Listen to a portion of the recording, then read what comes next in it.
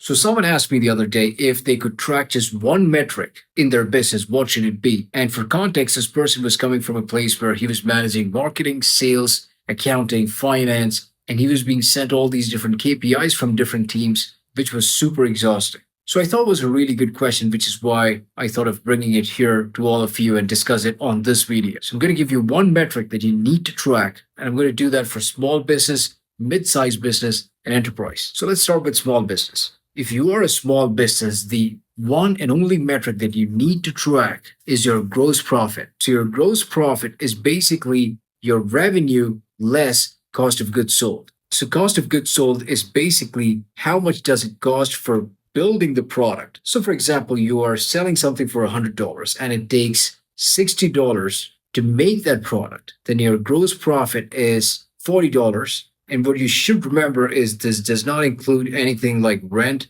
marketing, salary, bonus, none of that. And what you're really trying to understand here is if your core product is generating a profit or no. That's really what you're trying to understand. And if you're confused about if there is a cost that you should include in your cost of goods sold, here's a simple question that you can ask to understand that. If you're selling 0 products today, would you still have to pay that cost? And if the answer is yes, then you should not include it in your cost of goods sold. A typical example is like a salary or location rent, which you would still pay irrespective of if you sell products or no. So for small business, you need to track your gross profit. That's the number one metric. Now, if you're a mid-sized business, you're in a place where you have the core product, you know it's profitable, but now it's time for you to scale it to a place where it becomes stable and the growth of your company depends on it. So the number one metric you need to track here is the ratio of customer lifetime value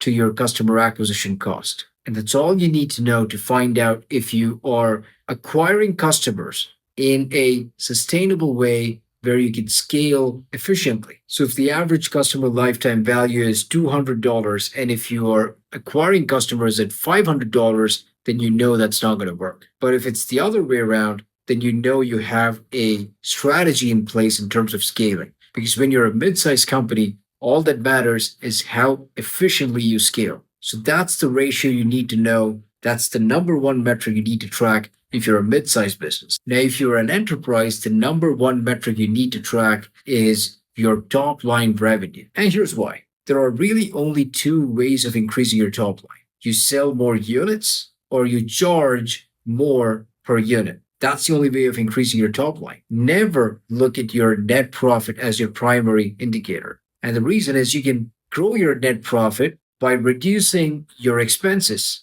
And sometimes your revenue might be coming down, but you have better net profit because of how you manage your expenses. So it isn't really telling you the whole story, which is why the number one metric you need to track if you're an enterprise is your top line revenue. So hope that really helps. So make sure you watch these metrics up close and review the other metrics every now and then as needed. But these are the metrics that you need to track. Should be on top of your mind. Let's go.